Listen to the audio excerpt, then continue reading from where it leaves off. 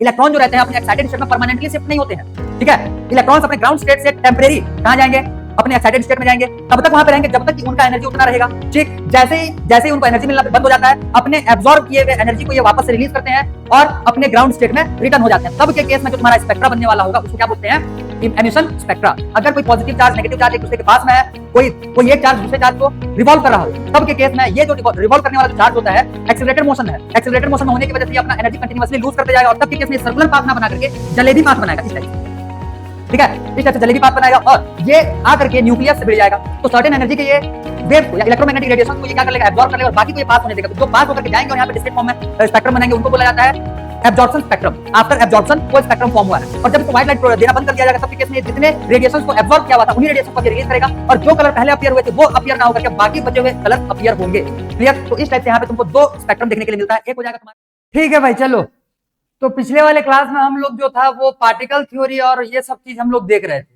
ठीक। उसमें से हम लोगों ने कुछ जो लाइट के होने वाले फिनोमिना थे जो कि पार्टिकल थ्योरी से वेव थ्योरी से एक्सप्लेन नहीं हो रहे थे, उसको फिर प्लैंक्स क्वांटम थ्योरी से एक्सप्लेन किया गया, जिनमें से दो फिनोमिना जो थे वो हम लोगों ने, एक मिनट वेट करना, जिनमें से दो फिनोमिना जो थे वो हम लोगों ने कंप्लीट कर चुका था, ठीक।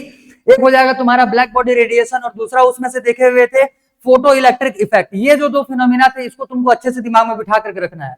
तीसरा अभी जो और तीसरा थर्ड फिनोमिना हम लोग देखने वाले हैं, ये एकदम ध्यान से समझ लेना। अब ध्यान दो यहाँ पे थोड़ा सा, ये जितने भी फिनोमिना हम लोग देख रहे हैं, ठीक, ये जितने भी एक्सपेरिमेंट्स अभी होते हुए आ रहे हैं जो हम लोगों ने अभी लास्ट प्लैंक क्वांटम थ्योरी के बाद, ठीक है, मतलब कि क्वांटम थ्योरी आने के बाद के जितने भी एक्सपेरिमेंट्स होते जा रहे हैं, ये सारे के सारे एक्सपेरिमेंट्स जो हैं ये नील बोर के एटॉमिक जो भी उसका मॉडल आने वाला होगा उसको ये मतलब कि उसके लिए ये लीडिंग एलिमेंट्स।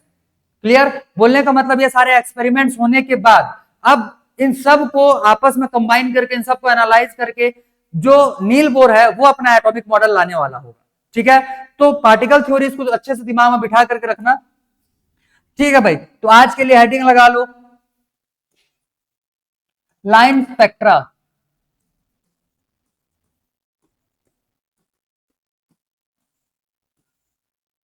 ठीक। अब देखो जैसे लास्ट ईयर में प्रिज्म के बारे में पढ़े हुए थे, प्रिज्म जो रहता है ये लाइट को डिस्पर्स करता है, ठीक है।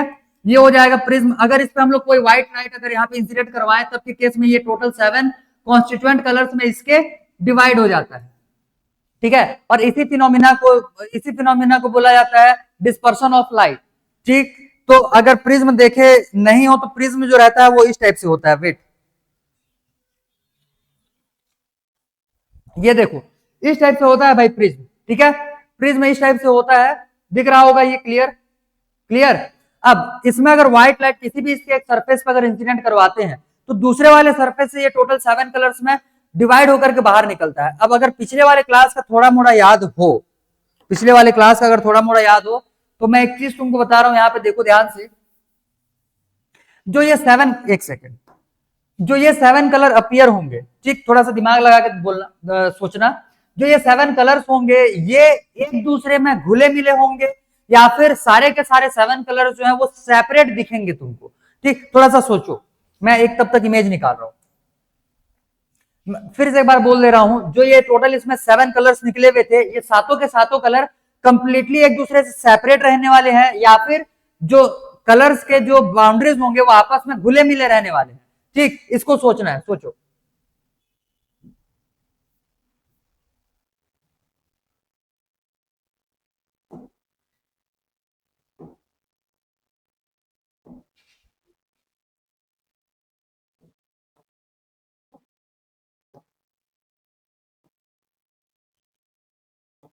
ठीक है, तो मैं ये बोल रहा था तुमको, देखो इसमें जो ये टोटल 7 कलर्स अपीयर हो रहे हैं, ठीक। यहाँ पे ये हो गया रेड, रेड के बाद फिर धीरे धीरे ये ऑरेंज होते गया, ऑरेंज से फिर ये धीरे धीरे येलो होते गया, येलो से फिर ग्रीन, ग्रीन से फिर ब्लू, ब्लू से फिर वायलेट। इस हिसाब से इसमें जो कलर पूरे के पूरे 7 के 7 कलर जो अपीयर हो रहे हैं, ध्यान से देखो, किसी भी स्पेसिफिक कलर का बाउंड्री यहाँ पे डिफाइंड नहीं है। बाउंड्री डिफाइंड नहीं है बोलने का मतलब पूरे के पूरे जो स्पेक्ट्रम मिला हुआ है यहाँ पे जो हम लोग को विजिबल स्पेक्ट्रम मिला हुआ है, इसमें जो भी कलर्स है वो सारे एक दूसरे में फ्यूज्ड है, ठीक है। जैसे यहाँ पे तुम्हारा रेड और ऑरेंज कलर फ्यूज हो गया रहेगा ये बीच में, क्लियर। फिर ऑरेंज और येलो कलर बीच में फ्यूज हुआ रहेगा, फिर येलो और ग्रीन कलर बीच में फ्यूज हुआ रहेगा। बोलने का मतलब एक दूसरे में घुले मिले हैं। तो इस टाइप के स्पेक्ट्रम को हम लोग कंटिन्यूअस स्पेक्ट्रम बोलते हैं। इसमें तुमको बीच बीच में ऐसे लाइन खींचा हुआ तो दिख नहीं रहा होगा, ठीक। ये जो भी इसमें कलर्स डिफरेंट अवेलेबल है या फिर जो भी रिप्रेजेंट किया हुआ है, सारे के सारे कलर्स जो है एक दूसरे में फ्यूज्ड है, मतलब हर दो कलर्स एक दूसरे में फ्यूज्ड है। क्लियर। तो इस टाइप का जो स्पेक्ट्रम मिलता है इसको हम लोग बोलते हैं कंटिन्यूअस स्पेक्ट्रम।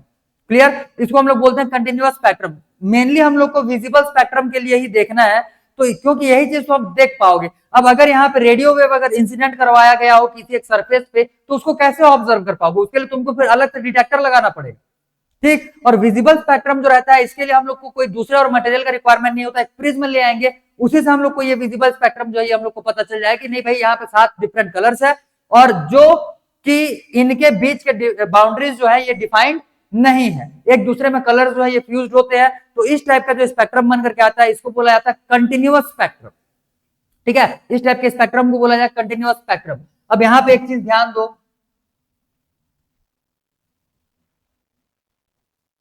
जैसे मान लो मैंने यहां पे एक और स्पेक्ट्रम इस टाइप से बनाया, मैंने यहां पे एक और टाइप से स्पेक्ट्रम बनाया है यहां पे। अब इस स्पेक्ट्रम में क्या किया जा रहा है समझो ध्यान से। जैसे इस वाले पोर्शन में वेट,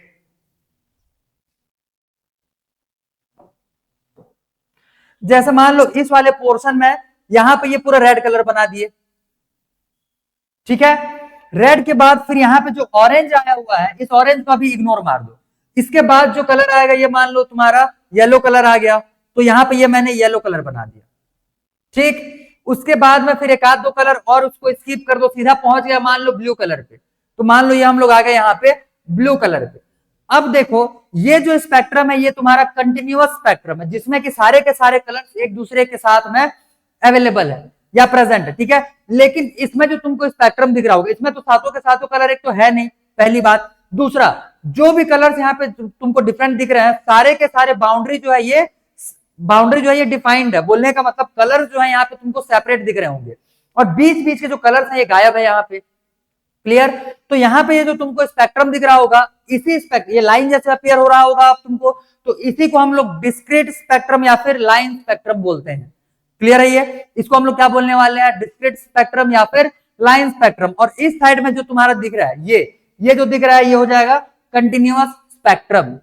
क्लियर। इसको हम लोग कंटिन्यूअस स्पेक्ट्रम बोलते हैं, इसको हम लोग डिस्क्रीट स्पेक्ट्रम बोलते हैं। बस इतना दिमाग में बिठाओ। अब आगे देखो यहां से,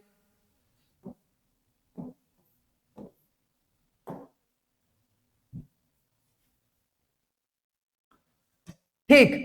तो यहां पे हम लोगों ने क्या देखा कि जब हम लोग व्हाइट लाइट को किसी एक स्लिट के थ्रू, पहले एक स्लिट बना लो यहाँ पे जो कि इस व्हाइट लाइट को एक छोटे से रास्ते से निकालेगा, तो ये एक बीम के जैसा बाहर निकलेगा, ठीक है, मतलब एक रे के जैसा बाहर निकलेगा। तो जब ये लाइट एक रे के जैसे बाहर निकलेगा वो जाकर के इस प्रिज्म से इंसिडेंट, इस प्रिज्म के एक सरफेस पे इंसिडेंट होगा, और यहां से फिर वो डिस्पर्स होकर के ये टोटल 7 कलर्स फॉर्म करने वाला है। तो जब हम लोग व्हाइट लाइट को किसी एक स्लिट के थ्रू पास करवा करके प्रिज्म पे ऑब्टेन करवाते हैं, तो इसमें से जो हम लोग को कलर का पैटर्न मिलता है, जो विजिबल स्पेक्ट्रम मिलता है, इस विजिबल स्पेक्ट्रम को बोला जाता है कंटिन्यूअस स्पेक्ट्रम। क्लियर है? इसको बोलेंगे कंटिन्यूअस स्पेक्ट्रम।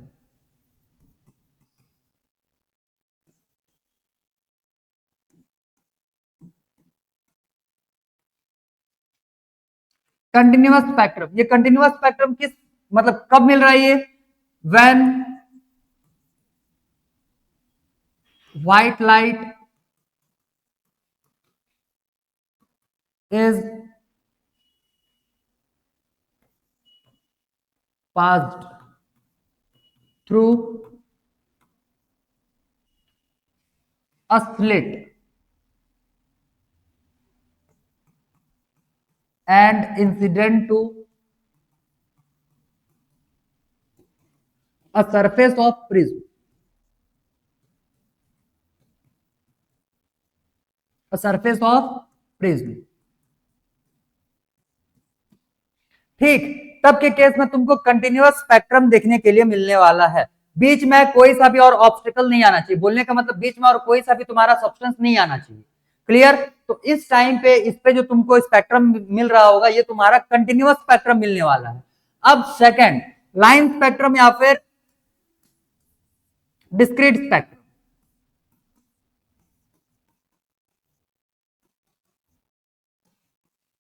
इसको लाइन स्पेक्ट्रम ही लिखो।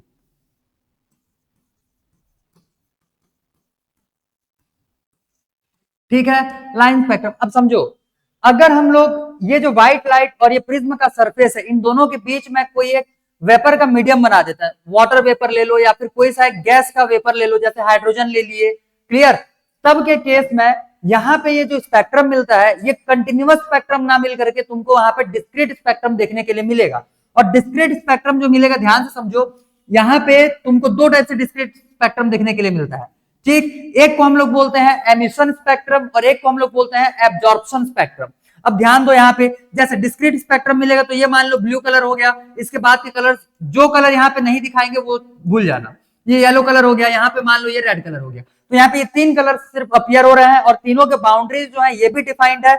और ये डिस्क्रीट फॉर्म में एक लाइन के जैसे बार कोड जो होता है, बार कोड तो देखे हुए होंगे, जो भी सामान खरीद करके लाते हैं उस पर बार कोड बना हुआ रहता है, तो उसमें जो बार्स बने हुए रहते हैं, जो लाइंस बने हुए रहते हैं, सेम वैसे ही ये अपीयर होता है।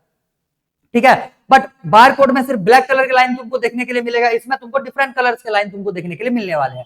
लेकिन सारे के सारे कलर्स नहीं आएंगे, सातों में से कुछ एक कलर तुम्हारे अपीयर होंगे और कुछ एक कलर जो अपीयर होने वाले हैं वो वेल डिफाइंड बाउंड्री के साथ में अपीयर होने वाले हैं। इसी वजह से इसको हम लोग डिस्क्रीट या फिर लाइन स्पेक्ट्रम बोलते हैं। Clear, clear. और ये कब फॉर्म होगा बोलने से, जब भी व्हाइट लाइट और प्रिज्म के सरफेस के बीच, व्हाइट लाइट और प्रिज्म के सरफेस के बीच कोई सा भी सब्सटेंस का वेपर, खास करके बुक्स में अगर देखोगे तो तुमको उसमें हाइड्रोजन, सॉरी उसमें तुमको वाटर वेपर देखने के लिए मिलने वाला है, क्योंकि हाइड्रोजन जो है ये अभी हम लोग को नेक्स्ट एक्सपेरिमेंट में आने वाला होगा, मतलब कि नील बोर के एक्सपेरिमेंट में आने वाला होगा। ठीक है, तो इसमें तुमको किसी ना किसी एलिमेंट के वेपर्स देखने के लिए मिलते हैं बीच में, जो कि व्हाइट लाइट जो यहां से पास होता है, व्हाइट लाइट जो इन वेपर से पास होगा, वो उसको डिस्पर्स करने के बाद इस टाइप से डिस्क्रीट डिस्क्रीट स्पेक्ट्रम प्रोड्यूस करेंगे। क्लियर इतना? ठीक है, तो ये हो जाएगा भाई तुम्हारा लाइन स्पेक्ट्रम। अब देखो, लाइन स्पेक्ट्रम जो रहता है ये बेसिकली दो टाइप से तुमको देखने के लिए मिलने वाला होगा। एक हो जाएगा एब्जॉर्प्शन स्पेक्ट्रम, ठीक, और एक हो जाएगा एमिशन स्पेक्ट्रम। इतना समझ में आया? एक हो जाएगा इसमें से एब्जॉर्प्शन स्पेक्ट्रम और एक हो जाएगा इसमें से एमिशन स्पेक्ट्रम। लिखो, इतने को लिखो, फिर इसको एक्सप्लेन करते हैं। लिखो, जल्दी लिखो, फ्लो डायग्राम बना लो और ये दोनों लिख लो, लाइन स्पेक्ट्रम। और यहां पे बीच में लिख लेना, जब प्रिज्म सरफेस और व्हाइट लाइट के बीच में कोई वेपर आते हैं तो यहां पे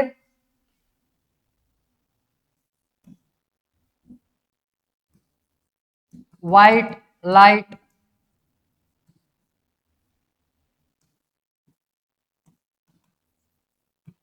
passed through vapors,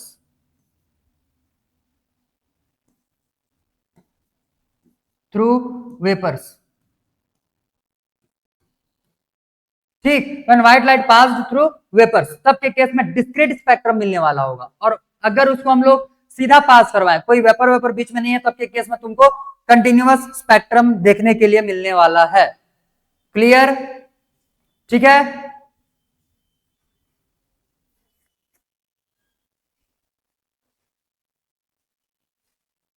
देखो इसके बारे में डिटेल एक्सप्लेनेशन जो है हम लोग बोर्स एटॉमिक मॉडल देखने के बाद इसको हम लोग डिटेल में इसको और अच्छे से समझेंगे। क्लियर? बट टॉपिक को थोड़ा सा हम लोग को और आगे बढ़ाना पड़ेगा, क्योंकि इसके जो बेसिक टर्म्स है वो तुम्हारे भेजे में रहना चाहिए। अब क्योंकि हम लोग बोर्स एटॉमिक मॉडल देखे नहीं है, लेकिन फिर भी उसका जो एटॉमिक मॉडल है उसको मैं यहाँ पे थोड़ा सा डिस्कस करने वाला हूं, क्योंकि इसके बारे में तुम लोगों ने क्लास 9th में थोड़ा मोड़ा भी कुछ ना कुछ अगर पढ़ा हुआ है और कुछ भी अगर भेजे में है, चाहे ना भी हो, 9th में पढ़े भी हुए रहोगे, तो वो चीजें तुमको अभी एलिमेंट्स जो है वो तुमको याद आना स्टार्ट हो जाएगा। वो चीजें याद आएगा तो थोड़ा सा रिलेट करने की कोशिश करना, क्योंकि अभी हम लोग नील बोर के जो पोस्टुलेट्स हैं, उसका जो एटॉमिक थ्योरी उसको कवर नहीं किया हुआ है, बट उसका एटॉमिक मॉडल को यहाँ पे थोड़ा सा भी हम लोग डील करेंगे। ठीक है, देखो भाई,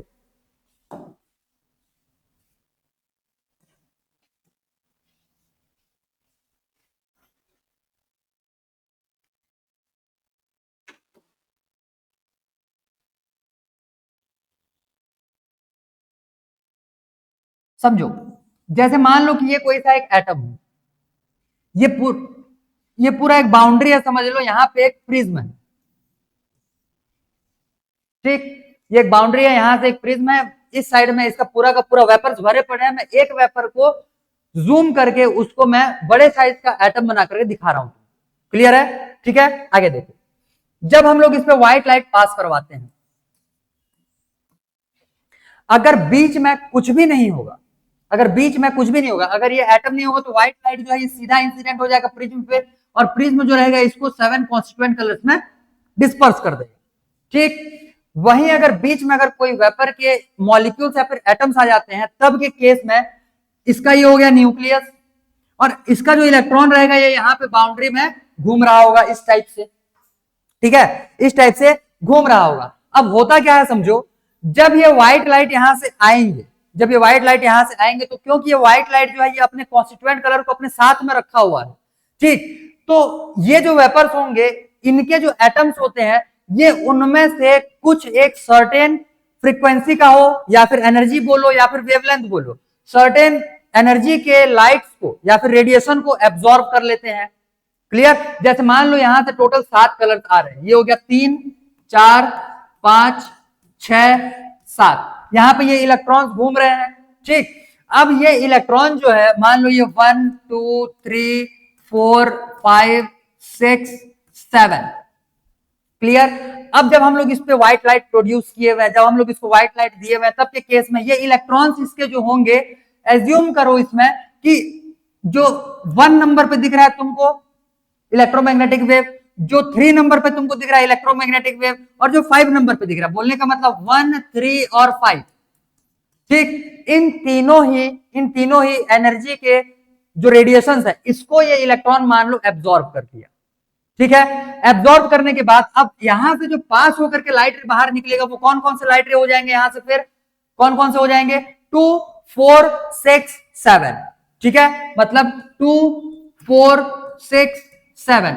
अब जब ये रेडिएशंस आगे बढ़ेंगे, जब ये रेडिएशंस आगे बढ़ेंगे और जब ये प्रिज्म से डिस्पर्स होंगे, क्लियर, ये रेडिएशन साथ में आगे बढ़ेंगे और ये प्रिज्म से जब ये डिस्पर्स होंगे, तो सेकंड नंबर, पहले नंबर का तो ये खाली हो गया, पहला नंबर खाली, सेकंड नंबर पे ये रे आ गया, फिर थर्ड नंबर फिर खाली, फोर्थ नंबर पे रे आ गया, फिफ्थ नंबर फिर खाली, और सिक्स और सेवेंथ नंबर पे फिर रे आ जाएगा। बोलने का मतलब बीच बीच में जो खाली जगह मिल रहा है वो तुम्हारा डिस्क्रीट पैटर्न बनाएगा, ठीक है। सबसे पहले मैं तुमको कौन सा कलर दिखने वाला होगा, सेकंड नंबर कलर, फिर थर्ड नहीं, थर्ड तो एब्जॉर्ब हो गया, फोर्थ नंबर कलर, फिर सिक्स नंबर। अगर कलर से इसको रिप्रेजेंट करना चाहो तो ऐसे देख लो, जैसे विबग्योर होता है, VIBGYOR,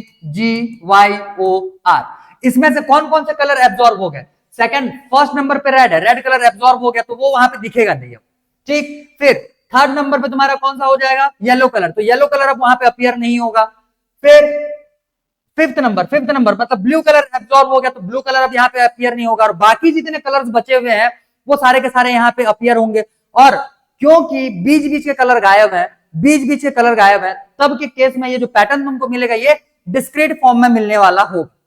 इतना समझ में आया, इतना क्लियर हो गया, क्लियर।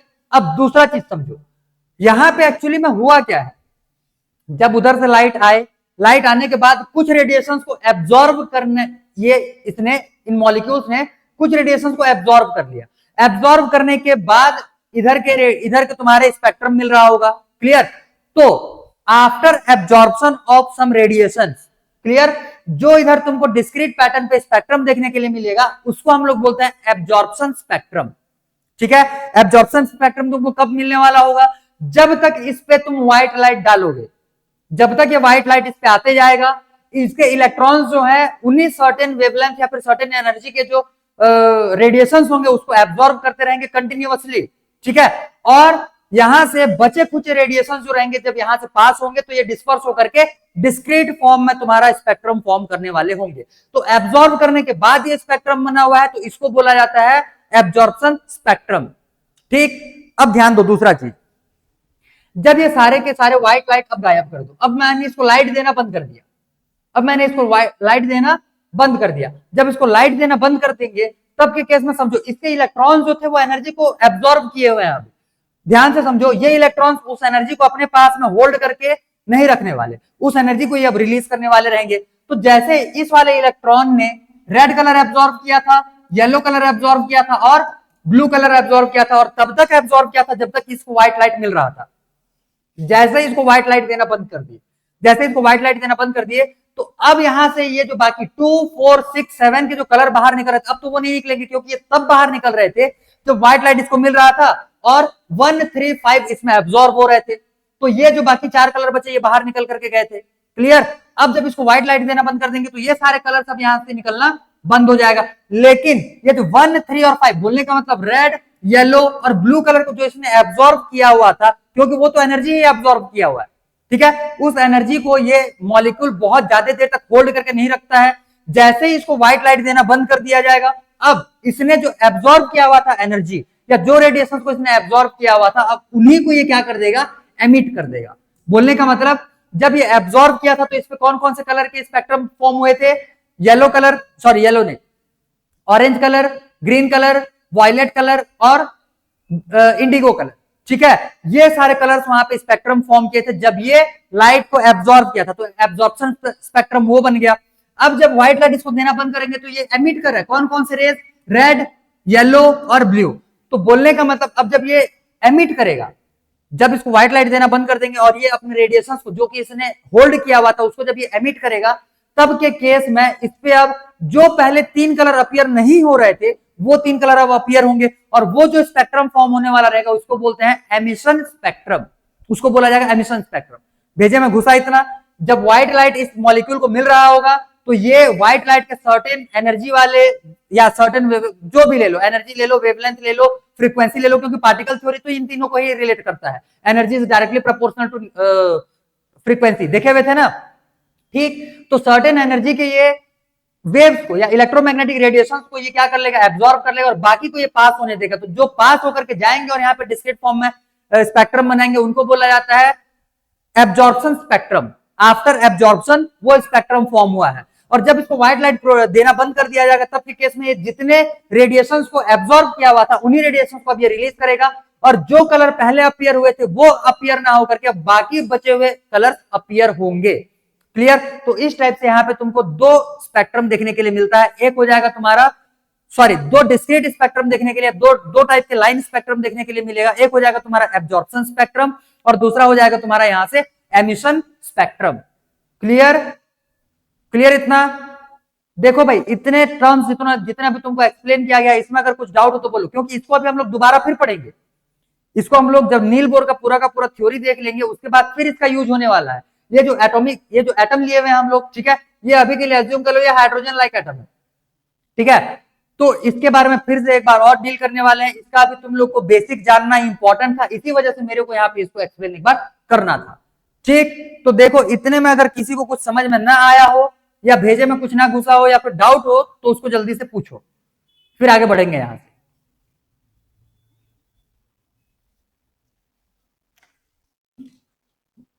देख लो भाई, जल्दी देख लो।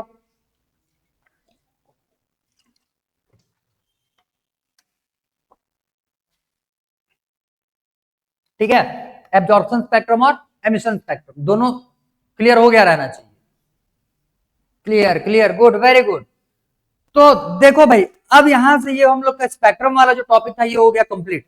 अब वेव थ्योरी जो था वो इसी लाइन स्पेक्ट्रम को एक्सप्लेन नहीं कर पा रहा था, क्योंकि अगर वेव के फॉर्म में लाइट आता तो फिर बीच में डिस्क्रीट स्पेक्ट्रम नहीं बनते। ठीक, ऐसे समझो, इसको ऐसे समझ सकते हो, जैसे मान लो मैंने यहाँ पे एक स्क्रीन लगाया, ठीक, वेव्स अगर आएंगे तो वेव्स तो घूमते घूमते आएंगे, तो वेव्स इस हिसाब से आने वाले हैं, और वेव्स जब आएंगे तो ये पूरे का पूरे कंटिन्यूअस फॉर्म में आने वाले होंगे। वहीं अगर यहाँ पे अगर बॉल मारते हैं, यहाँ पे अगर सीधा बॉल मारते हैं तो बॉल जाएगा और सीधा यहीं पे हिट करेगा, दूसरा बॉल आएगा तो सीधा जाकर के यहीं पे हिट करेगा। वेव्स तो ऊपर नीचे होते हुए आ रहे हैं, वो तो अपने अपने पोजिशन भी चेंज कर पाएंगे फिर। क्लियर? इसमें ये सीधा आने वाले रहेंगे, तो पार्टिकल जो रहते हैं ये सीधा जाकर के टकराएगा। तो जो पार्टिकल, मान लो ये वाला पार्टिकल गायब हो गया, ये वाला पार्टिकल अगर एब्जॉर्ब हो गया, तब के केस में यहाँ का जो कलर होगा वो डिसअपियर हो जाएगा, और ये पार्टिकल्स अगर टकराएंगे तो ये और ये वाले कलर जो रहेंगे ये अपीयर होंगे। क्लियर? तो वेव थ्योरी जो था वो इसको एक्सप्लेन नहीं कर पा रहा था, कौन सा चीज बोलने से, लाइन स्पेक्ट्रम। ये जो लाइन स्पेक्ट्रम बन रहा है एक्चुअली में बन क्यों रहा है, ठीक है, इसको ये अच्छे से इसको ये एक्सप्लेन ही नहीं कर पाया, इसी वजह से वेव थ्योरी जो था ये फेल क्या कर गया, इसका फिर आगे में यूज होने वाला। ठीक है, तो इसको उस टाइम पे इग्नोर किया गया था, क्लियर, और पार्टिकल थ्योरी को इसी वजह से अडॉप्ट किया गया था। ठीक, तो ये हो जाएगा भाई तुम्हारा स्पेक्ट्रम, डिस्क्रीट स्पेक्ट्रम बोलो या फिर लाइन स्पेक्ट्रम बोलो। अब हम लोग देखेंगे इसमें से जो रदरफोर्ड का, देखो रदरफोर्ड का एटॉमिक मॉडल के साथ साथ ये सारे के सारे डेवलपमेंट्स चल रहे हैं। हो गया क्या तेरा? ठीक, चल 1 मिनट वेट करना।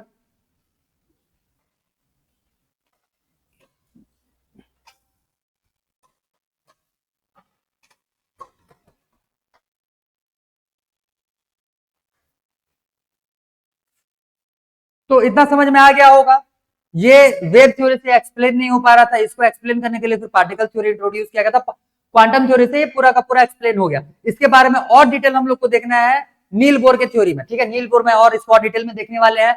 अभी तक हम लोगों का जो रदरफोर्ड का एटॉमिक मॉडल था उसको कंप्लीट नहीं किए हुए हैं। ठीक, रदरफोर्ड का एटॉमिक मॉडल वो अपना दिया हुआ है जो भी है, और उसी के साथ साथ में ये सारे एक्सपेरिमेंट्स भी चलते जा रहे हैं। और इन्हीं से जो अभी 3rd नंबर पे हम लोगों ने लाइन स्पेक्ट्रा देखा हुआ था, यही तुम्हारा एक ड्रॉबैक बोलो या फिर लिमिटेशन बोलो रदरफोर्ड के एटॉमिक मॉडल के लिए बनने वाला है। तो मोस्ट इंपॉर्टेंट हेडिंग लगाओ सीधा, limitations of Rutherford atomic model.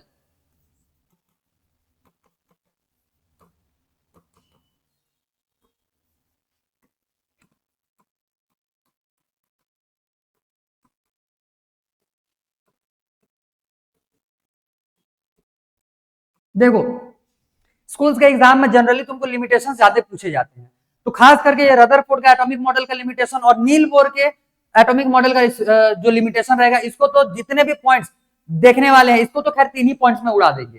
ठीक, नील बोर के थोड़े से 4-5 पॉइंट्स थोड़े से एक्स्ट्रा जाते हैं और उसके थोड़े से एक्सप्लेनेशन भी ठीक ठाक होते हैं। क्लियर, तो दोनों के ही लिमिटेशंस को मोस्ट आईएमपी लगा करके अच्छे से पूरा का पूरा याद कर लेना, क्योंकि तुम्हारे एग्जाम्स में पहले वाले चैप्टर इस वाले चैप्टर से क्वेश्चन दिया जाएगा तो एक तो क्वेश्चन लिमिटेशंस का डेफिनेटली पाओगे। ठीक है, एक लिमिटेशन का क्वेश्चन आता ही है। तो देखो भाई इसके जो लिमिटेशंस थे ये क्या हो जाएंगे। सबसे पहले थोड़ा सा एक्सप्लेन कर रहा हूं, पहले सुनो फिर इसको आगे कंटिन्यू करेंगे। देखो अगर हम लोग रदरफोर्ड का एटॉमिक मॉडल की बात करेंगे तो ये हो गया इसका न्यूक्लियस। ठीक है, पॉजिटिवली चार्ज न्यूक्लियस है और यहाँ पे इसका इलेक्ट्रॉन जो है नेगेटिवली चार्ज, ये रिवॉल्व कर रहा है। जब रदरफोर्ड अपना एटॉमिक मॉडल दिया हुआ था, इसी के पहले मैक्सवेल ने अपना इलेक्ट्रोमैग्नेटिक पूरा का पूरा रेडिएशंस का उसने अपना एक्सपेरिमेंट किया हुआ था, और उसने अपना जो एक्सपेरिमेंट किया हुआ था उस बेसिस पे जो रिजल्ट लाया हुआ था, पहले रिजल्ट को समझो। मैक्सवेल के रिजल्ट के हिसाब से क्या होता है कि जब दो अपोजिट चार्जेस एक दूसरे के पास में, जब ये दोनों अपोजिट चार्जेस एक दूसरे के पास में है तो एक दूसरे को ये अट्रैक्ट करेंगे। ठीक, एक दूसरे को ये अट्रैक्ट करने वाले हैं। तब के केस में ये अगर रिवॉल्व कर रहा होगा, ये अगर एक्सेलरेशन में होगा, ये अगर क्या में है, एक्सेलरेशन में है, तो इसका वेलोसिटी जो है ये कंटिन्यूअसली चेंज होते जा रहा होगा। ठीक है, तो इसका वेलोसिटी चेंज होने की वजह से, due to change in its velocity में चेंज होने की वजह से वेलोसिटी चेंज हो रहा है, तो ये अपना एनर्जी जो है ये धीरे धीरे करके लूज करते जाएगा, इसका एनर्जी धीरे धीरे करके कम होते जाएगा। ठीक, और अगर इसका एनर्जी कम होते गया, क्योंकि ये सर्कुलर मोशन में ये मूव कर रहा है, तब के केस में ये सर्कल फॉर्म नहीं करेगा। मैक्सवेल के बोलने के हिसाब से, उसके थ्योरी के हिसाब से, अगर कोई पॉजिटिव चार्ज नेगेटिव चार्ज एक दूसरे के पास में है, कोई एक चार्ज दूसरे चार्ज को रिवॉल्व कर रहा हो, तब के केस में ये जो रिवॉल्व करने वाला जो चार्ज होता है एक्सिलरेटेड मोशन में है, एक्सिलरेटेड मोशन में होने की वजह से ये अपना एनर्जी कंटिन्यूअसली लूज करते जाएगा, और तब के केस में सर्कुलर पाथ ना बना करके जलेबी पाथ बनाएगा इस टाइप से। ठीक है, इस टाइप से जलेबी पाथ बनाएगा और ये आकर के न्यूक्लियस से भिड़ जाएगा। सिंपल सी बात। तो अगर न्यूक्लियस से इलेक्ट्रॉन आकर के भिड़ जाता है, तब के केस में दोनों एक दूसरे को न्यूट्रलाइज कर देंगे और उस केस में एटम का जो एग्जिस्टेंस है यही खत्म हो जाएगा।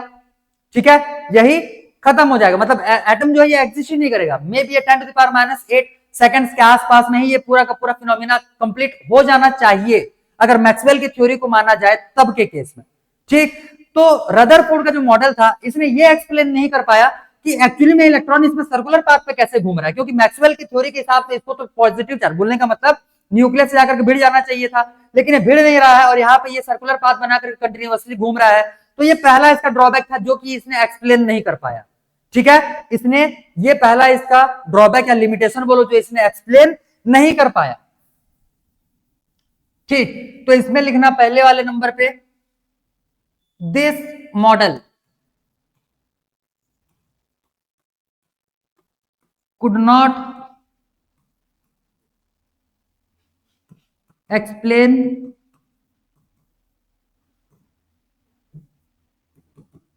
about stability of atom.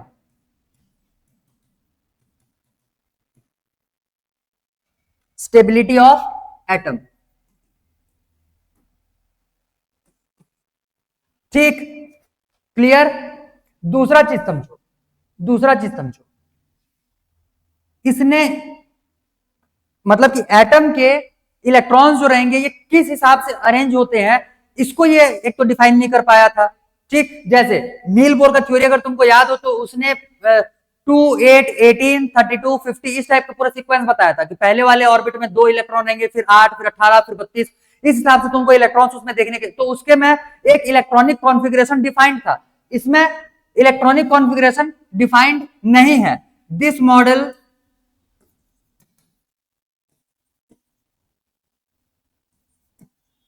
was unable to explain electronic configuration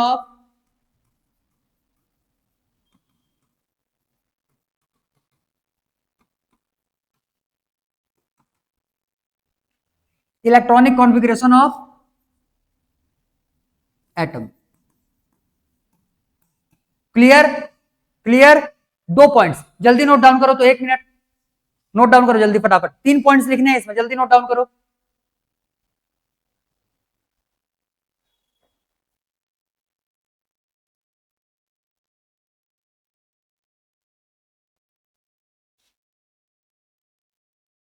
हाँ चलो स्टेबल हो गया, ठीक है। तो 3 पॉइंट्स इसमें लिखने हैं। तीसरा पॉइंट मैंने तुमको क्या बताया था, अभी अभी बताया था कि जो लाइन स्पेक्ट्रा होता है वही इसका एक लिमिटेशन बनने वाला है। तो इसमें this model could not explain about line spectra, ठीक है।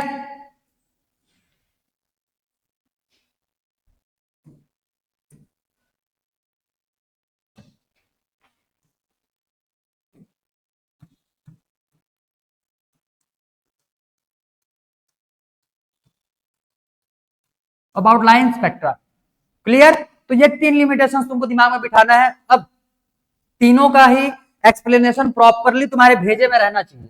जैसे पहले वाले में इसने मॉडल, एटॉमिक मॉडल जो दिया हुआ है, couldn't explain about stability. Stability बोलने का मतलब जो एक एटम होता है वो स्टेबल कैसे रहता है, ठीक, क्योंकि मैक्सवेल के हिसाब से अगर देखा जाएगा तो जो एटम होना चाहिए वो हाईली हाईली अनस्टेबल होना चाहिए, ठीक। मतलब सेकंड्स के भी बहुत कम पार्ट में वो एक दूसरे में मिल करके मतलब फ्यूज होकर के पूरे के पूरे न्यूट्रलाइज हो जाएंगे और एटम का एग्जिस्टेंस ही खत्म हो जाएगा।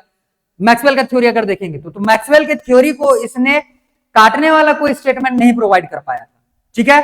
और बाकी दोनों तो देखे ही हैं। सेकंड नंबर तो समझ में ही आ गया होगा कि इलेक्ट्रॉन्स कैसे अरेंज है, इसको नहीं बता पाया। और थर्ड नंबर तो अभी अभी हम लोग देखे कि लाइन स्पेक्ट्रा जो रहता है वो रदरफोर्ड के एटॉमिक मॉडल के हिसाब से क्यों एक्सप्लेन नहीं होता है, ठीक। अब जब नील बोर के पोस्टुलेट्स वगैरह देखेंगे तो उसमें ये और बेहतरीन तरीके से एक्सप्लेन करेंगे, तो वहां पे और अच्छे से तुमको ये समझ में आने वाला होगा।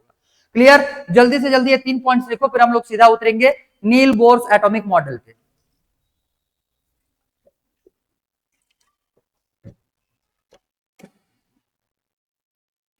इनके ये लिमिटेशंस याद रखना, क्योंकि ये लिमिटेशंस ही जो है आगे आने वाले थ्योरी को डेवलप करते हैं।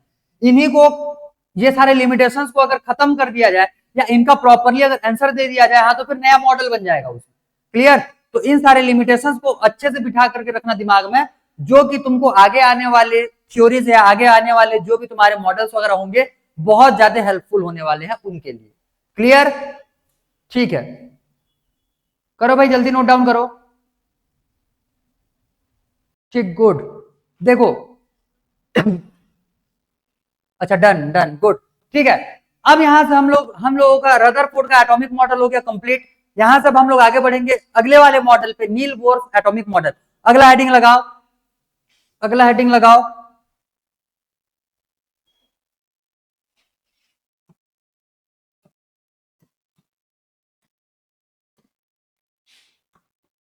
Bohr's atomic model.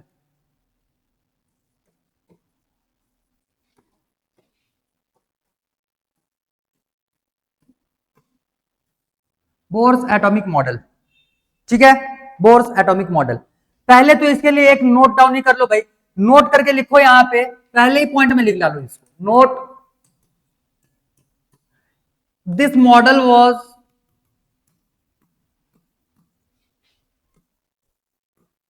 Only for hydrogen and hydrogen like atoms.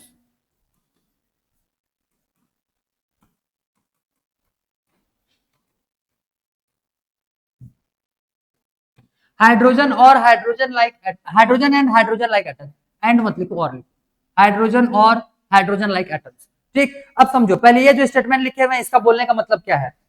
ये जो थ्योरी इसने दिया हुआ था ये ऐसे एलिमेंट या फिर ऐसे एटम के लिए दिया हुआ था जिसमें सिर्फ और सिर्फ एक इलेक्ट्रॉन प्रेजेंट हो। क्लियर, तो हाइड्रोजन या फिर, क्योंकि हाइड्रोजन में एक ही इलेक्ट्रॉन होता है, हाइड्रोजन या फिर हाइड्रोजन लाइक एटम्स अगर बोला जाएगा तो इसमें तुम्हारे और कौन कौन से एटम्स आ जाएंगे, आयंस के फॉर्म में आने वाले हैं। एक हो जाएगा हीलियम प्लस आयन, एक हो जाएगा लिथियम 2 प्लस आयन, ठीक है, तो ये दोनों भी इसमें से आ जाएंगे। और भी अगर कोई बना सकते हो तो बना ले, जिसमें कि एक इलेक्ट्रॉन तुम्हारा सिर्फ बचे। क्लियर, तो ये जो है ये हाइड्रोजन या फिर हाइड्रोजन लाइक एटम के लिए थ्योरी लेकर के आया हुआ है और उन्हीं पे बेस्ड इसने अपना मॉडल दिया हुआ है। इसने बेसिकली इनको ही ध्यान में देखो, ऐसा नहीं है कि इसने बाकी किसी एलिमेंट के लिए थ्योरी, थ्योरी इसने सारे टाइप्स के एलिमेंट्स के लिए दिया हुआ है, बट इसका जो रिसर्च करने का बेसिस था वो सिर्फ और सिर्फ एक सिंगल इलेक्ट्रॉन के स्टडी के बेसिस पे इसने अपना मॉडल दिया हुआ था। अब जाहिर सी बात है भाई, अगर एक एटम में बहुत सारे इलेक्ट्रॉन्स रहेंगे तो जाहिर सी बात है उसमें और भी नए नए टर्म्स निकल करके आएंगे। तो ये इसका सबसे बड़ा ड्रॉबैक होने वाला है कि इसने एक इलेक्ट्रॉन को लेकर के अपना रिसर्च किया हुआ है। ठीक, दूसरा इसका ड्रॉबैक क्या होने वाला है मैं पहले से ही बता रहा हूं, तुमको ध्यान से सुन लो। एक तो इसने एक इलेक्ट्रॉन को लेकर के बता दिया, ठीक है, एक, अच्छा चलो उसको हम लोग बाद ही में डिस्कस करें, अभी बोलेंगे तो आजा भेजे से उतर जाएगा। चलो नोट करके ये लिख डाले क्या। अब हम लोग देखेंगे कि जो बोर्स एटॉमिक मॉडल है इसने अपना मॉडल दिया क्या है। तो पहले हम लोग इसके मॉडल को एक एक करके पॉइंट बाय पॉइंट समझ लेते हैं, फिर वन बाय वन उसको हम लोग नोट डाउन करेंगे शॉर्ट में जितना हो सके। तो पहले एकदम ध्यान से बोर्स एटॉमिक मॉडल को समझो।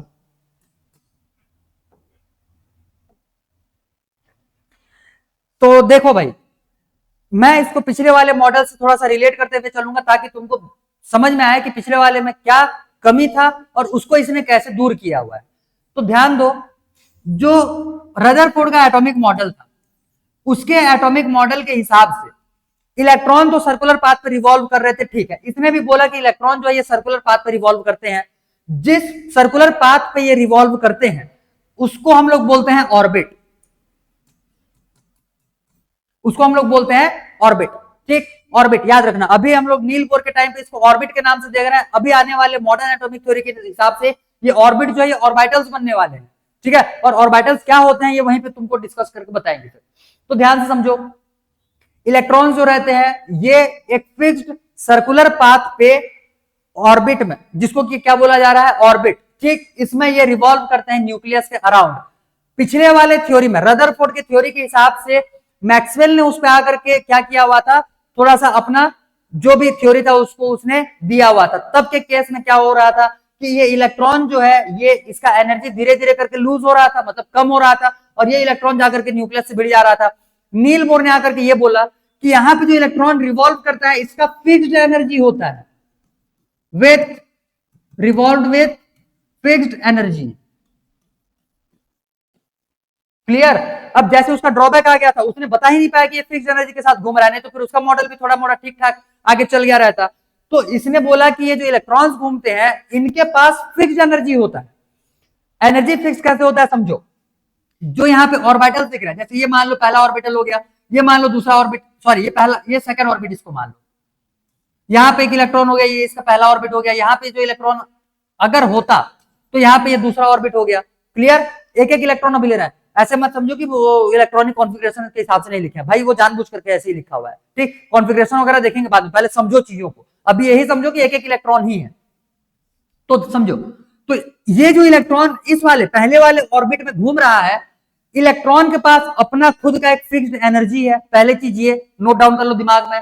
दूसरा समझो, ये जो ऑर्बिट है, ऑर्बिट, इस ऑर्बिट का भी अपना एक एनर्जी लेवल होता है। इस ऑर्बिट का क्या होता है? अपना एक एनर्जी लेवल होता है। मान लो कि इसका एक एनर्जी लेवल है, इसको एक एक्स जूल का एनर्जी लेवल है, इसका मान करके चलो। बोलने का मतलब इस ऑर्बिट का एनर्जी लेवल एक्स जूल का है, तो इस वाले ऑर्बिट में वही इलेक्ट्रॉन घूम पाएगा जिसके पास एक्स जूल का एनर्जी हो, ना उससे कम ना उससे ज्यादा। तब के केस में इस इलेक्ट्रॉन के पास क्या हो जाएगा? फिक्स्ड एनर्जी हो जाएगा।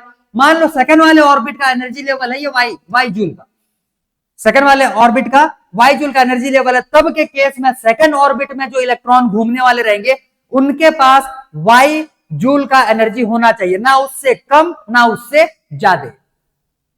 ठीक, तब के केस में जितने भी इलेक्ट्रॉन्स रहेंगे सारे के सारे इलेक्ट्रॉन्स की एनर्जी क्या हो जाएंगे? फिक्स्ड। क्लियर इतना? ठीक है।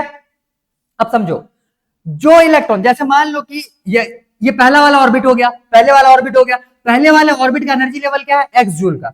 इस वाले इलेक्ट्रॉन का एनर्जी कितना हो जाएगा? इस वाले इलेक्ट्रॉन का एनर्जी जो हो जाएगा ये एक्स जूल का एनर्जी हो जाएगा, तभी जाकर के ये इस ऑर्बिट में रिवॉल्व कर पाने वाला है। क्लियर? तो एक्स जूल वाले ऑर्बिट में जो एक्स जूल वाला इलेक्ट्रॉन है, ठीक, तो इस इलेक्ट्रॉन को हम लोग इस ऑर्बिट के लिए, या फिर इस इलेक्ट्रॉन का ये जो स्टेट है इसको हम लोग इसका ग्राउंड स्टेट बोलते हैं।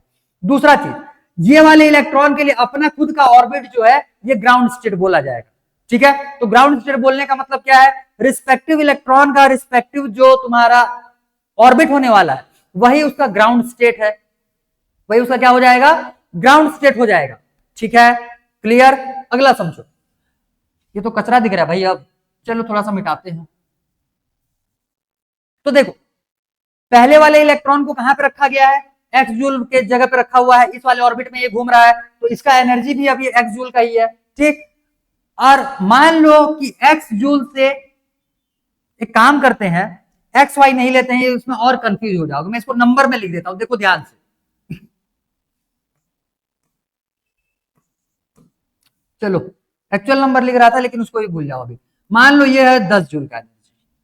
क्लियर? यहां पे मान लो ये 15 जूल का एनर्जी, एग्जाम्पल के लिए समझो। अब इस इलेक्ट्रॉन के पास कितना एनर्जी है? 10 जूल का एनर्जी। इस इलेक्ट्रॉन के पास कितने जूल का एनर्जी हो जाएगा? 15 जूल का एनर्जी, 15 जूल का एनर्जी। ठीक, मान लो इसके बाद एक और ऑर्बिट होता, मान लो इसके बाद एक और ऑर्बिट होता, और इस ऑर्बिट में घूमने वाले इलेक्ट्रॉन के लिए एनर्जी का रिक्वायरमेंट मान लो यहाँ पे 17 जूल का एनर्जी का रिक्वायरमेंट होता, 17 जूल का। ठीक, अब ध्यान दो, ये अपने 10 जूल के एनर्जी के साथ में इलेक्ट्रॉन यहां पे रिवॉल्व कर रहा है, घूम रहा है। ठीक है, अगर इस वाले इलेक्ट्रॉन को मैं एनर्जी प्रोवाइड करूं, ये अपने ग्राउंड स्टेट में घूम रहा है, ठीक है, और ग्राउंड स्टेट में घूम रहा है किसी भी इलेक्ट्रॉन को, इसको ले लो या इसको ले लो, दोनों में से किसी को भी ले लो, अगर मैं इसको एनर्जी प्रोवाइड करूं तो ये इलेक्ट्रॉन जो है अपना ऑर्बिट को छोड़ करके बाहर वाले ऑर्बिट में चला जाएगा, क्योंकि इसके पास अब एनर्जी आ चुका है। एनर्जी आने के बाद मान लो कि ये इलेक्ट्रॉन मूव कर गया है दूसरे वाले ऑर्बिट में, मतलब सेकंड वाले ऑर्बिट में, तो हम लोग इस वाले स्टेट को, इस इलेक्ट्रॉन के लिए एक्साइटेड स्टेट बोलते हैं।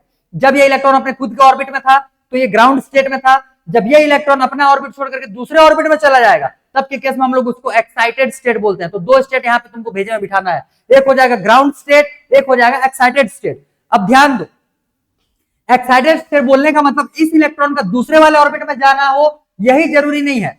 पहले वाले ऑर्बिट का इलेक्ट्रॉन उछल करके दूसरे में भी जा सकता है, पहले वाला इलेक्ट्रॉन उछल करके डायरेक्ट तीसरे वाले ऑर्बिट में भी आ सकता है, पहले वाले ऑर्बिट का ही इलेक्ट्रॉन उछल करके डायरेक्ट फोर्थ नंबर ऑर्बिट में भी जा सकता है।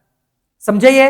तो पहले वाले ऑर्बिट में रहे इलेक्ट्रॉन का यही ग्राउंड स्टेट था, इसको छोड़ करके ये दूसरे में जाए, तीसरे में जाए, चौथे में जाए, या किसी भी आगे आने वाले ऑर्बिट में चले जाए, ये सारे उस स्टेट को हम लोग इसका एक्साइटेड स्टेट बोलने वाले हैं।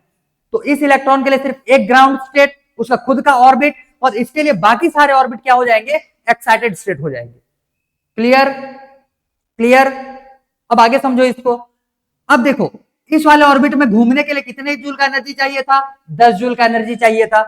इस सेकंड वाले ऑर्बिट में घूमने के लिए कितने जूल का एनर्जी चाहिए? 15 जूल का एनर्जी, मतलब 15 जूल का एनर्जी इसके लिए चाहिए। क्लियर? अब ध्यान यहां पे, इस इलेक्ट्रॉन को अगर मैं 6 जूल का एनर्जी प्रोवाइड करता हूं, इसको अगर मैं +6 जूल का अगर एनर्जी प्रोवाइड करता हूं, तब के केस में ये इलेक्ट्रॉन जो है इस एनर्जी को एक्सेप्ट ही नहीं करेगा। क्लियर? क्योंकि इन दोनों को अगर मिलाएंगे तो इस इलेक्ट्रॉन के पास टोटल कितना जूल का एनर्जी हो जाएगा, इसको मिटाते हैं, टोटल कितने जूल का एनर्जी हो जाएगा, ये 16 जूल का। अब देखो मैंने यहाँ पे टोटल 3 ऑर्बिटल्स बनाया, 3 ऑर्बिट्स बनाया हुआ है। पहले वाले ऑर्बिट का एनर्जी लेवल कितना है, 10 जूल का। दूसरे वाले ऑर्बिट का एनर्जी लेवल कितना है, 15 जूल का। तीसरे वाले कितना है, 17 जूल का। तो कोई सा भी एनर्जी लेवल तुमको 16 जूल का दिखा क्या यहाँ पे, नहीं। तो जब तक उस स्पेसिफिक एनर्जी लेवल के लायक एनर्जी इसके पास नहीं आएगा, ये उछल करके उस वाले ऑर्बिट में नहीं जाने वाला। अब दूसरा चीज यहाँ पे ये समझो, अगर मैं इसको 6 जूल की जगह 5 जूल का एनर्जी देता हूं, 6 जूल की जगह कितने जूल का दे दिया, 5 जूल का एनर्जी दे दिया, तो इसका एनर्जी कितना बन जाएगा, 15 जूल का। और ये जो तुमको ऑर्बिट दिख रहा है, ये 15 जूल वाले ऑर्बिट नहीं है, ये 10 जूल वाला ऑर्बिट है। 15 जूल वाला ऑर्बिट कौन सा हो जाएगा, ये सेकंड वाला ऑर्बिट। तब के केस में जब इसको 5 जूल का एनर्जी दे दिया जाएगा, ये इलेक्ट्रॉन जो है ये उछल करके आ जाएगा अपने सेकंड वाले ऑर्बिट में, बोलने का मतलब अपने एक्साइटेड स्टेट में चला जाएगा। वहीं अगर इसको मैं 5 जूल का एनर्जी ना देकर के डायरेक्ट 7 जूल का एनर्जी प्रोवाइड करता हूं, अगर मैं इसको डायरेक्ट 7 जूल का एनर्जी प्रोवाइड करता हूं, तब के केस में ये सेकंड वाले ऑर्बिट में नहीं जाएगा, क्योंकि 17 जूल का एनर्जी जो है वो तीसरे वाले ऑर्बिट का है। तो ये उछल करके सीधा भाग आएगा कहां पे, तीसरे वाले ऑर्बिट में। समझे इतना, क्लियर क्लियर। चलो भाई, इतना भी जितना मैं चिल्लाया हूं, इतने में अगर किसी को थोड़ा मोड़ा डाउट हो तो लिखो जल्दी, डाउट कहां पे है, अदरवाइज ऑल क्लियर करके लिखो तो आगे बढ़ेंगे फिर। जल्दी जल्दी जल्दी जल्दी, फास्ट।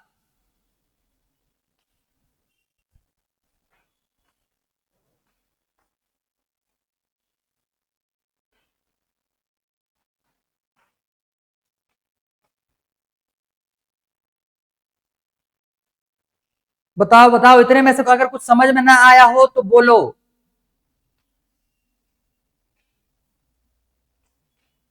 क्लियर है, क्लियर है, क्लियर है, गुड। बाकी देख लो भाई, बाकी भी देख लो।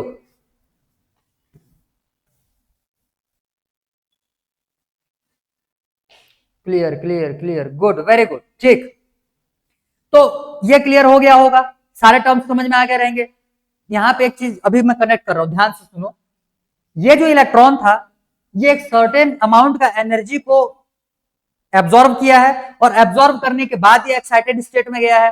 अब थोड़ा सा लाइन स्पेक्ट्रा जो पढ़े हुए थे उसको थोड़ा सा रिलेट करने की कोशिश करो। यहाँ पे लाइन स्पेक्ट्रा जो आता है, इसमें तुम्हारे अलग अलग फ्रीक्वेंसी के, तुम्हारे बहुत सारे अलग अलग एनर्जी के तुम्हारे बहुत सारे रेज होने वाले हैं। ये अलग अलग एनर्जीज के रेज हैं, ठीक। तो इन सारे एनर्जीज में से ये कौन सा एनर्जी को एक्सेप्ट करेगा, जो कि इसको अगले किसी भी एक्साइटेड स्टेट में पहुंचाने के लिए हेल्प करे, क्लियर। और बाकी जो, क्योंकि ये तो कंटिन्यूअस एनर्जी लेवल पे रहने वाले हैं सातों के सातों कलर्स, ठीक है।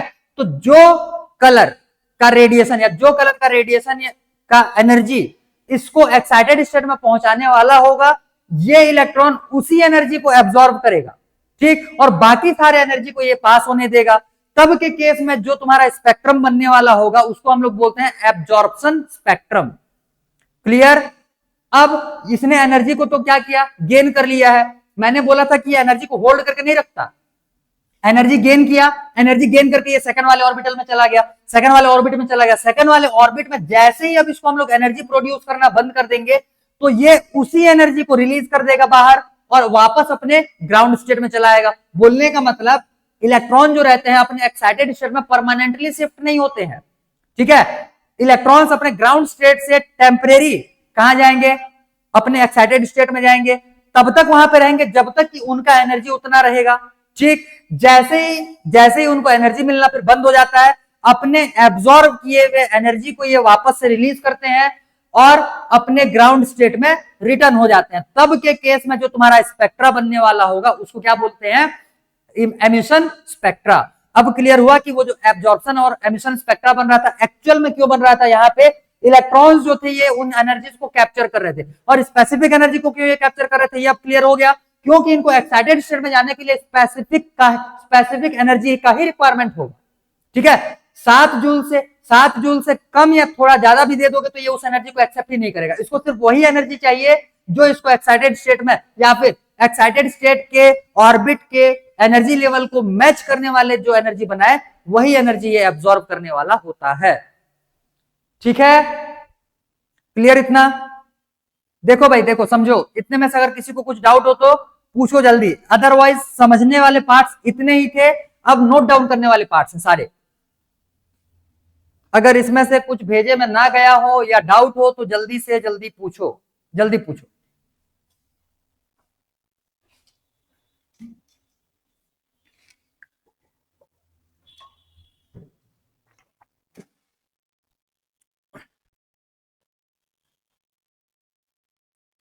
देखो यहाँ पे मैंने अभी 10 जूल, 5 जूल, 15 जूल इस टाइप से अपने रैंडम कोई सा भी नंबर लेकर के बनाया हुआ है। एक्चुअली में इनके एनर्जी लेवल तुमको याद करने हैं, ठीक है। मैं पहले इसका एनर्जी लेवल एक्चुअल नंबर लिख रहा था जो कि इसका तुमको याद करने हैं, ठीक है। बट फिर अभी उसको डेसिमल नंबर अभी से देखोगे तो दिमाग थोड़ा सा भरना जाएगा। इससे बढ़िया है अभी होल नंबर से पहले कॉन्सेप्ट को समझ लो। जैसे पहले वाले ऑर्बिट का अगर एक्चुअल में एनर्जी लेवल इसका एनर्जी कितना होता है, अगर पहले वाले ऑर्बिट की बात करोगे तो ये होता है -13.4 इलेक्ट्रॉन वोल्ट, -13.6 इलेक्ट्रॉन वोल्ट, 6 या 4 है, ठीक है, इलेक्ट्रॉन वोल्ट। अब यहाँ पे जो हम लोग एनर्जी याद करने वाले रहेंगे ऑर्बिट्स के, वो इलेक्ट्रॉन वोल्ट में याद रखेंगे, क्योंकि मोस्टली तुमको उसी के फॉर्म में तुमको क्वेश्चन में या फिर न्यूमेरिकल्स में तुमको यूज करने हैं इनके एनर्जीज को, ठीक है।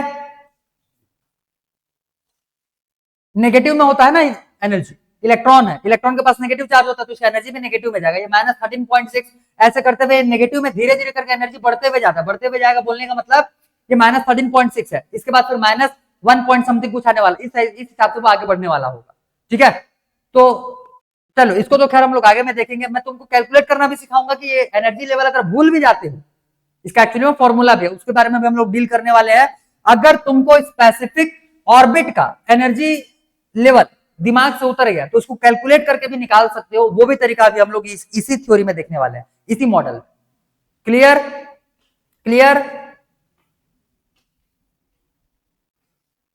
तो इसके सारे के सारे टर्म्स तुमको समझ में आ गए होंगे। अब एक एक करके हम लोग बोर्स एटॉमिक मॉडल के पोस्टुलेट्स लिखना चालू करते हैं। देखो और समझो, अभी यहाँ पे तुमको कुछ नए टर्म्स यहाँ पे देखने के लिए मिलने वाला है। जैसे एक एंगुलर मोमेंटम का टर्म आने वाला है, लेकिन एंगुलर मोमेंटम जो है वो हमारे केमिस्ट्री का पार्ट नहीं, वो हमारे फिजिक्स का पार्ट है। फिजिक्स में जब हम लोग chapter number 3 motion in plane करेंगे तो उस टाइम पे हम लोग जो क्या बोलते हैं, एक तो स्ट्रेट लाइन मोशन होता है जिसको कि हम लोग पहले वाले चैप्टर, सॉरी सेकंड, अभी आने वाले चैप्टर में डील करने वाले हैं, और कुछ पार्ट उसका हम लोग थर्ड चैप्टर में फिर डील करने वाले हैं। और साथ साथ जो सर्कुलर मोशन होता है, सर्कुलर मोशन के सारे जो टर्म्स होते हैं वो एंगुलर से रिप्रेजेंट किए जाते हैं, ठीक है। एंगुलर वेलोसिटी हो जाएगा, एंगुलर एक्सीलरेशन हो जाएगा, एंगुलर मोमेंटम हो जाएगा। तो सब चीज हम लोग वहां पे जब एंगुलर के रिस्पेक्ट में पढ़ेंगे वहां पे तुम्हारा एंगुलर मोमेंटम क्लियर होगा। ज्यादा कुछ लोड वाली बात ही नहीं है। स्ट्रेट लाइन में हम लोग सिर्फ मोमेंटम पढ़ते हैं, उसी को अगर एक सर्कुलर पाथ पे घुमाना चालू करो तो मोमेंटम का जो सर्कुलर पाथ पे जो स्ट्रेट लाइन में मोमेंटम काम करता है वही सर्कुलर पाथ पे एंगुलर मोमेंटम काम करेगा भाई। स्ट्रेट पाथ पे जो वेलोसिटी काम करता है, एंगुलर मतलब सर्कुलर पाथ पे एंगुलर वेलोसिटी काम करेगा, बस वही है और ज्यादा कुछ है नहीं उस पे, ठीक है। ठीक, लिखो postulates of Bohr's atomic model.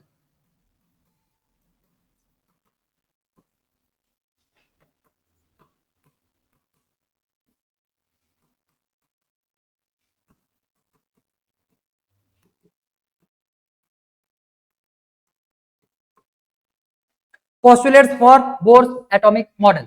पहले नंबर पे लिखेंगे इस पे कि electrons revolve around nucleus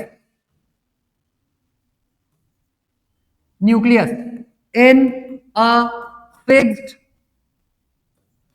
circular path, in a fixed circular path.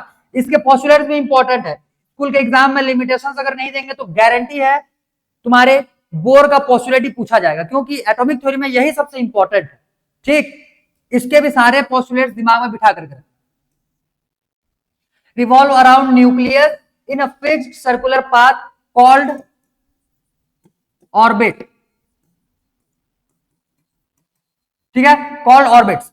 अब with a fixed energy, with a fixed energy, ठीक है। Second point, these orbits have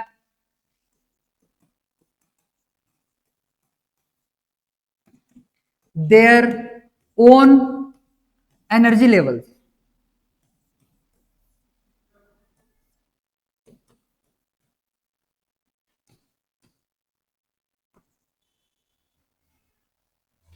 this orbits have their own energy levels. जैसे मान लो कि यहाँ पे ये nucleus हो गया, ये पहले वाले ऑर्बिट का एनर्जी मान लो है E1, दूसरे वाले ऑर्बिट का मान लो है एनर्जी E2, तीसरे वाले ऑर्बिट का मान लो है एनर्जी E3। ठीक, तो इस हिसाब से सारे के सारे ऑर्बिट्स क्या होते हैं, अपने खुद के एनर्जी लेवल होते हैं। ठीक है, थर्ड,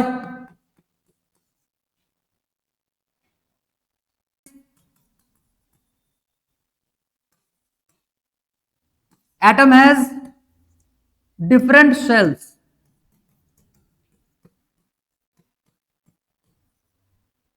डिफरेंट शेल्स, शेल्स बोलने का मतलब यहां पे क्या हो जाएगा तुम्हारा, K shell, L shell, M shell, ये इस टाइप से आगे बढ़ने वाले रहेंगे। अब ध्यान दो, शेल और ऑर्बिट दोनों में डिफरेंस है, शेल और ऑर्बिट दोनों में डिफरेंस है। शेल जैसे मान लो कि, अब कैसे उसको एक्सप्लेन करें, हाँ ऐसे ही समझ लो भाई, ये एक पूरा स्फीयर हो गया, उसके अंदर में ये एक और, दोनों के दोनों हॉलो स्फीयर ही है, ये दूसरा एक छोटा सा स्फीयर और रख दिए, तो ये स्फीयर और इस स्फीयर के बीच में जो ये पूरा स्पेस दिख रहा है, ये जो पूरा स्पेस दिख रहा है वो भी एक तुम्हारा खाली स्पेस जो है वो भी एक हॉलो स्फीयर ही होगा। ठीक है, उसको बोला जा रहा है शेल। शेल का मतलब होता है खोखला गोला। ठीक है, तो यहाँ पे जो खोखला गोला एक अलग से और बच रहा है उसी को बोला जा रहा है शेल। तो के शेल बोलने का मतलब सबसे इनर मोस्ट शेल हो जाएगा। के शेल में पहला ऑर्बिट मिलेगा, एल शेल में दूसरा ऑर्बिट मिलेगा, एम शेल में तीसरा ऑर्बिट मिलेगा। तो इस हिसाब से ऑर्बिट जो रहते हैं वो अपने रिस्पेक्टिव शेल में प्रेजेंट होते हैं। क्लियर, क्लियर, ठीक है, तो ये हो जाएगा K shell, L shell, M shell, और उसी में तुम्हारे ऑर्बिट जो रहेंगे ये प्रेजेंट होने वाले होंगे।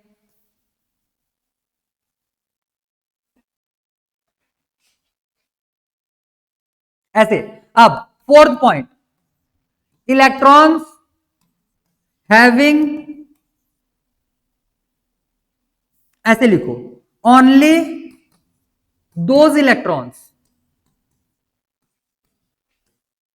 कैन मूव या फिर can revolve in the orbit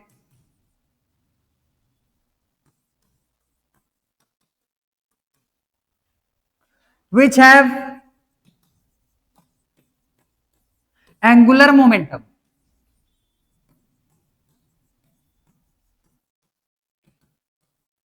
equals to h divide by 2 pi, और एंगुलर मोमेंटम को रिप्रेजेंट कैसे करते हैं, एम वी आर से। ठीक है, m v r equals to क्या हो जाएगा, h डिवाइड बाई 2 पाई। अब ध्यान दो, यहाँ पे ये एंगुलर मोमेंटम बोला है, मतलब सारे के सारे इलेक्ट्रॉन्स के पास ये एंगुलर मोमेंट, इस फॉर्मेट में एंगुलर मोमेंटम होना चाहिए, लेकिन वो डिपेंड करेगी वो कौन से नंबर के ऑर्बिट में है। ठीक है, तो ऑर्बिट के लिए हम लोग अगर देखते हैं, फॉर स्पेसिफिक ऑर्बिट या फिर फॉर ऑर्बिट लिख दो,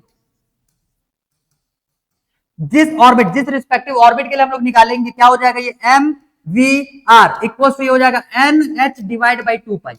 एन के जगह पे तुम्हारे नंबर ऑफ, मतलब कि कौन से नंबर का ऑर्बिट है वो लेना है। अगर पहले वाले ऑर्बिट में घूम रहा है तो एन के जगह पे 1 आएगा, दूसरे वाले ऑर्बिट में अगर इलेक्ट्रॉन घूम रहा है तो एन के जगह पे 2 आएगा, तीसरे वाले ऑर्बिट में घूम रहा होगा तो एन के जगह पे 3 आएगा। वही रिस्पेक्टिव वैल्यू यहाँ पे जब पुट करोगे तो तुम्हारे जो इलेक्ट्रॉन होंगे, ठीक है, उनका एंगुलर मोमेंटम कितना ये तुमको पता चल जाएगा। अगर उसका वैल्यू इतना ही आया जितना ये तुम्हारे फॉर्मूले में दिया हुआ है, तभी जाकर के इलेक्ट्रॉन उस स्पेसिफिक ऑर्बिट में घूम पाएगा, अदरवाइज वहां पे इलेक्ट्रॉन नहीं एंटर कर पाएगा या फिर इलेक्ट्रॉन वहां पे नहीं रह पाएगा। ठीक है, क्लियर, लिखो लिखो, 4 पॉइंट्स लिखो जल्दी, 2-3 पॉइंट्स और है, कंप्लीट करेंगे फटाफट। हो गया, जल्दी करो भाई, 2-3 पॉइंट्स और बचे हुए हैं, इसको आज कंप्लीट कर लिया जाए, फिर कल इसके आगे के एक्सप्लेनेशन और बेहतरीन तरीके से समझने की कोशिश करेंगे। लेकिन उसके लिए इंपॉर्टेंट ये है कि आज जितने तुमको पोस्टुलेट्स वगैरह किए गए हैं, आज जितने तुमको थ्योरीज बताए गए हैं, आज जितने कॉन्सेप्ट बताए गए, सारा कुछ पॉइंट बाय पॉइंट जैसे तुमको यहाँ पे करवाया गया वैसे का वैसे भेजे में बिठा करके रखोगे। सारी चीजें अगर तुमको याद रहेगा तो आगे आने वाले टॉपिक जो है वो बहुत इंटरेस्टिंग है, बहुत। बट इतना तुमको ध्यान रखना है कि पिछले जितने टर्म्स पढ़ते हुए आए हो वो सारे तुम्हारे दिमाग में रहे। तो क्योंकि आने वाले जो टॉपिक्स है वो तुम्हारे पिछले वाले टॉपिक्स के जो लिमिटेशंस थे उन्हीं को मतलब कि खत्म करके बनाए गए हैं। तो भाई तुमको अगर लिमिटेशंस नहीं पता रहेगा तो तुम रिलेट कैसे करोगे, कहां से हम लोग कहां तक पहुंचे हैं, कैसे ये चैप्टर आगे आने वाले टॉपिक्स खत्म हो जाएंगे, तुमको हवा नहीं लगेगा। इसीलिए नेक्स्ट क्लास ज्वाइन करने से पहले बहुत ही स्पीड में भले ही कर लो, लेकिन एक बार रिवीजन जरूर कर लिया, ठीक है। लिखो लिखो लिखो, जल्दी लिखो। अच्छा ये शेल से डन, गुड, वेरी गुड। अब नेक्स्ट अगला पॉइंट,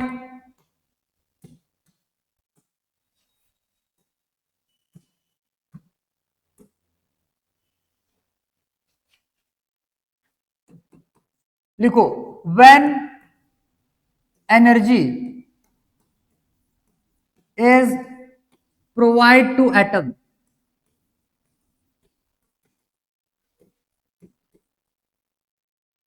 इलेक्ट्रॉन्स लिखो, provide to electrons,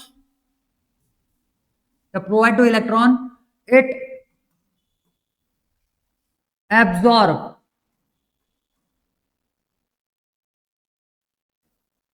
absorb energy of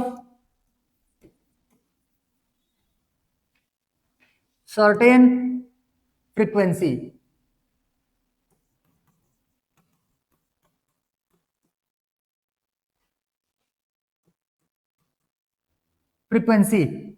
and move from its ground state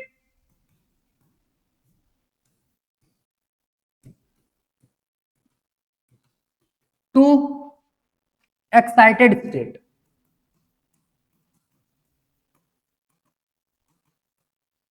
ठीक, तो इसमें तुमको एनर्जी चेंज देखने के लिए मिलता है। बोलने का मतलब उसके एनर्जी में कितना चेंज हुआ है, कितने अमाउंट पे वो एनर्जी एब्जॉर्ब किया हुआ है, ठीक है। वो उसके लिए फिर फॉर्मूला आ जाएगा, देन एक सेकेंड, एंड एनर्जी चेंज या चेंज इन एनर्जी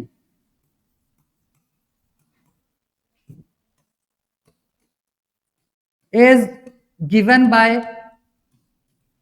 क्या हो जाएगा, डेल ई इक्वल्स टू, मान लो पहले वाले एनर्जी से दूसरे वाले एनर्जी में गया हुआ है, मतलब पहले वाले एनर्जी लेवल से दूसरे वाले एनर्जी लेवल में गया रहेगा, तो ये क्या हो जाएगा E2 माइनस E1।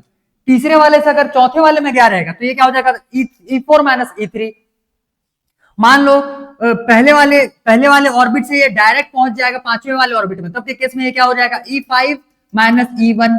बोलने का मतलब जिस ग्राउंड स्टेट से वो जिस एक्साइटेड स्टेट में गया रहेगा, दोनों के ही एनर्जी लेवल को जब सब्ट्रैक्ट कर देंगे तो जाहिर सी बात है भाई उतना ही एनर्जी तो ये लेकर के आगे बढ़ने वाला होगा। जैसे अभी अभी हम लोगों ने एग्जांपल में देखा हुआ था कि पहले वाले ऑर्बिट का एनर्जी 10 जूल का है, दूसरे वाले ऑर्बिट का एनर्जी 15 जूल का है, तो दोनों के बीच में एनर्जी लेवल का डिफरेंस कितने का हो गया, 5 जूल का। और वही 5 जूल का एनर्जी उस इलेक्ट्रॉन को रिक्वायर्ड होगा ताकि वो अपने ग्राउंड स्टेट से एक्साइटेड स्टेट में पहुंच पाए। क्लियर, ठीक, तो ये हो जाएगा इसके लिए फॉर्मूला। ये एक चीज दिमाग में बिठाना, del E is equal to E2 minus E1। अब इसके पोस्टुलेट्स का मोस्ट इंपॉर्टेंट पॉइंट लिखो, the energy of electron in its ground state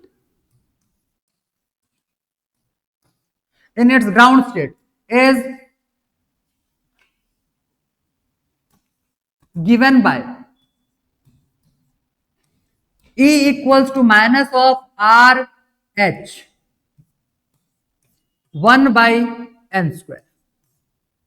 formula लिखो, फिर ये RH जो है इसको बोलता है रिडबर्ग कांस्टेंट।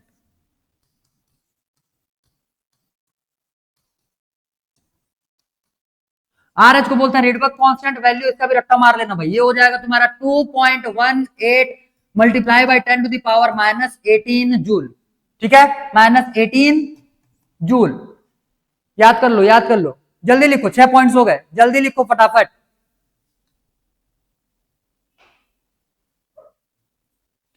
क्लियर। अब अगर इलेक्ट्रॉन जो है वो पहले वाले ऑर्बिट में रहेगा तो n के जगह पे 1 रख लेना, इलेक्ट्रॉन अगर दूसरे वाले ऑर्बिट में जाएगा तो n के जगह पे 2 रख लेना।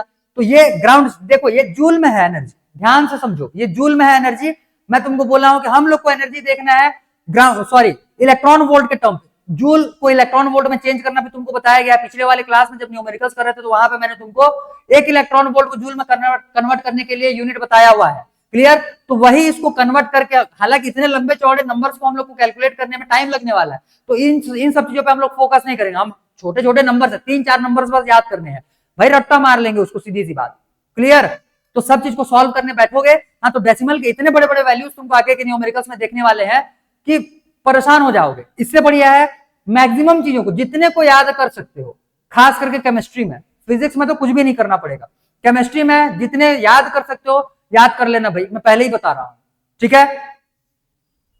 फिजिक्स और केमिस्ट्री में मेन डिफरेंस क्या होता है मैं तुमको बता रहा हूं।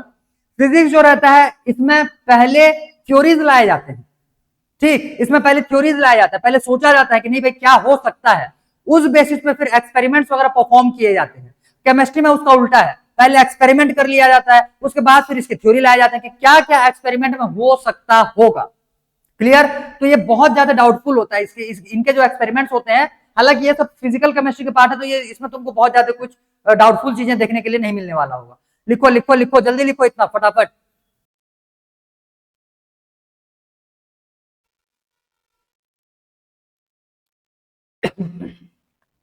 इतना क्लियर हुआ? अब ध्यान दो, पिछले वाला जो रदरफोर्ड का हम लोगों ने थ्योरी देखा हुआ था, उसके लिमिटेशंस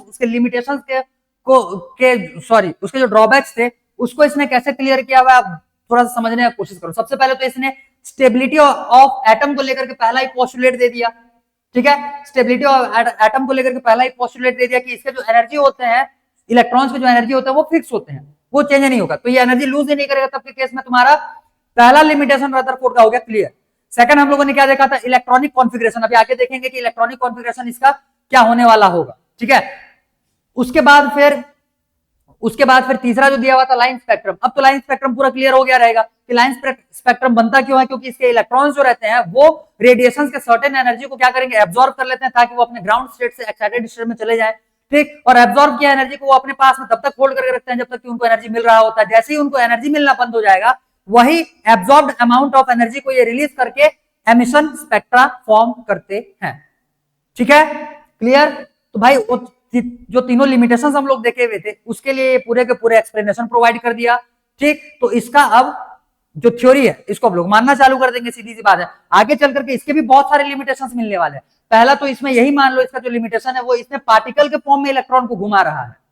ठीक है? और हम लोग किसी भी मटेरियल के डुअल नेचर के बारे में जानने वाले हैं। एक तो उसका पार्टिकल नेचर, और हर एक मटेरियल का एक वेव नेचर भी होता है। मैं भी एक तुमको पार्टिकल जैसा अपीयर होऊंगा अगर तुम मेरे को दूर से देखोगे तो, लेकिन मैं अगर चलना चालू करता हूं तो मैं भी एक वेव के जैसा चल रहा हूं।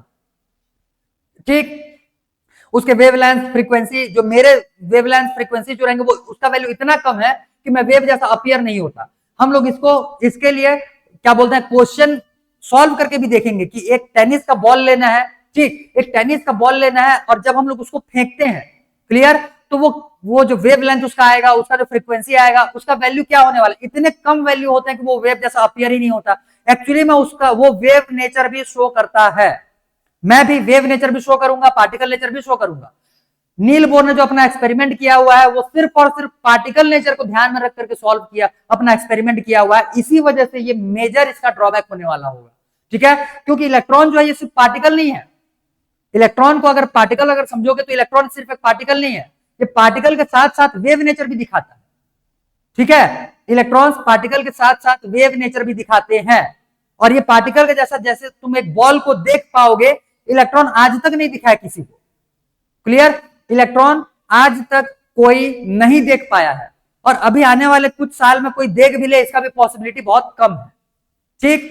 तो अब जब हम लोग आगे मॉडर्न एटॉमिक थ्योरी तक पहुंचेंगे, वहां पे तुमको एक्चुअली में पता चलेगा कि एक्चुअली में एक इलेक्ट्रॉन किस टाइप से हो सकता है। सिर्फ पॉसिबिलिटी है भाई, क्योंकि अभी तक कोई देखा नहीं है, तो इसके लिए कोई कंफर्म नहीं बता पाएगा कि एक इलेक्ट्रॉन कैसे दिखता होगा।